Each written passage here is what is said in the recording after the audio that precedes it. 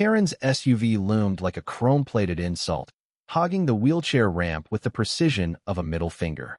By noon, the parking lot was a battlefield, and she was the general nobody asked for. The day started innocently enough in the sleepy town of Maplewood, where the local grocery store, Hank's Market, was the heart of daily gossip and overpriced bananas. Ethan Caldwell, 24, navigated his wheelchair through the lot with practiced ease, his eyes scanning for the ramp he'd used for years. It was his lifeline to independence, a concrete promise of access in a world that often forgot people like him. But today, that ramp was buried under the hulking mass of a silver Escalade, its tires kissing the tactile paving like a deliberate taunt. Ethan stopped, his knuckles whitening on his chair's grips. A woman stood nearby, adjusting her oversized sunglasses, her purse slung over her shoulder like a weapon. "Excuse me," Ethan called, his voice calm but firm.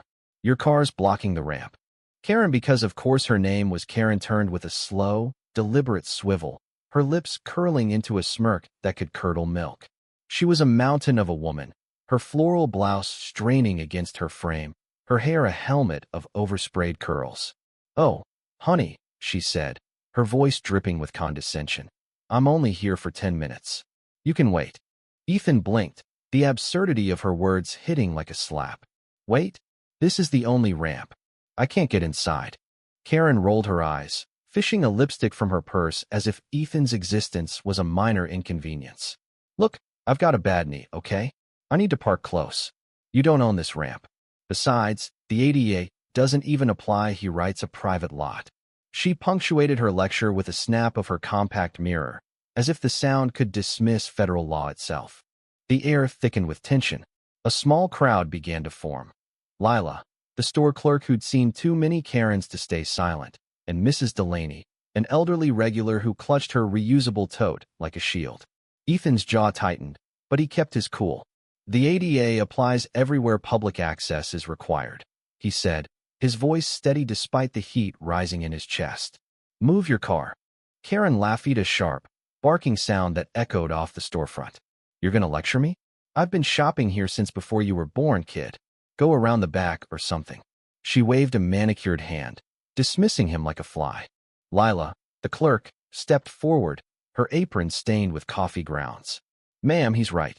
That ramp's for accessibility. You can't park there." Karen's head snapped toward Lila, her eyes narrowing. "Don't you ma'am me, minimum wage. I'm a paying customer, and I know my rights.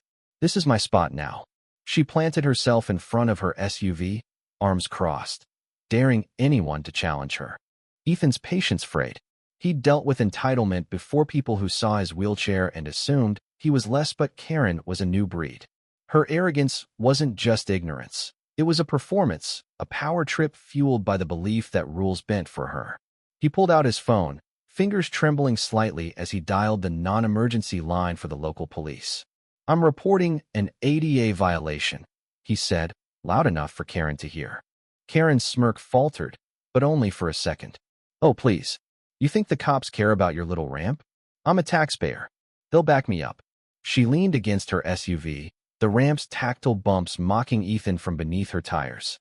Minutes ticked by, the crowd growing to include a delivery guy who'd paused his unloading to watch the drama unfold. Mrs. Delaney muttered something about people these days, her voice a mix of pity and disgust. Lila hovered nearby, torn between her job and the urge to cheer Ethan on. The air buzzed with anticipation, like the moment before a storm breaks. When Officer Ramirez arrived, his cruiser pulling into the lot with a quiet authority, Karen's confidence didn't waver. She launched into her defense before he could even step out. "Officer, this kid's making a scene over nothing. I'm parked legally, and he's harassing me. Tell him to back off." Ramirez, a stocky man with a no-nonsense mustache, surveyed the scene. His eyes landed on the SUV, then the ramp, then Ethan, who sat calmly, his phone still in hand. "Ma'am," Ramirez said, his tone flat, "this is an accessible parking violation. The ramp's clearly marked. You need to move your vehicle." Karen's face reddened, her voice climbing an octave. "This is outrageous. I have a bad knee. I'm practically disabled myself. You can't fine me for physics discrimination." Ethan's lips twitched, not with amusement, but with the bitter irony of her words. Practically disabled didn't mean she got to hijack his access. Ramirez didn't flinch. Ma'am, the ADA protects people with actual disabilities, not bad knees. You're in violation of federal law. Move the car, or I'm writing a ticket. The crowd held its breath. Karen's eyes darted from Ramirez to Ethan, then to the onlookers, as if expecting someone to leap to her defense. No one did. Lila crossed her arms, her expression daring Karen to keep digging her hole. Mrs. Delaney shook her head, muttering about karma. The delivery guy pulled out his phone, clearly recording. Karen's defiance cracked. Fine, she snapped, yanking her keys from her purse. But this is ridiculous. You're all just bullying me because I'm an easy target. She stormed to her SUV, muttering about woke nonsense and entitled cripples. The words stung, but Ethan didn't react. He'd heard worse. As Karen peeled out of the lot, nearly clipping a shopping cart, Ramirez turned to Ethan. You okay, son? Ethan nodded, though his chest was tight. Yeah, thanks for coming out. Ramirez tipped his hat. You did the right thing. She'll get a fine minimum $500 under federal law. Could be more if she fights it. The crowd dispersed, Lila offering Ethan a free coffee, which he declined with a tired smile. Mrs. Delaney patted his shoulder, her voice soft. You're stronger than she'll ever be, dear. But the victory felt hollow. Ethan wheeled into the store, the ramp now clear but the encounter lingering like a bruise. Karen's words, her casual cruelty echoed in his mind. He'd won this round, but the fight for respect was never ending. People like Karen didn't learn, they just got louder.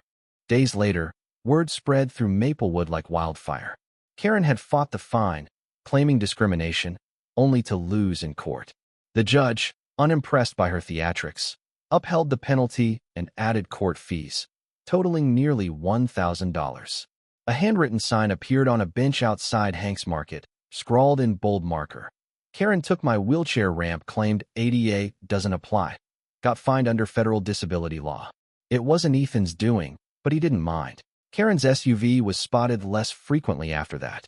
Some said she'd started shopping at a chain store out of town, too embarrassed to show her face. Ethan didn't care. He had his ramp back, and that was enough for now.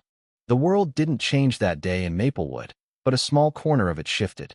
Ethan's quiet strength had exposed Karen's arrogance for what it was, a flimsy shield for her own insecurities. And in that parking lot, under a gray sky, justice rolled in like a slow tide, washing away her excuses one fine at a time. The end.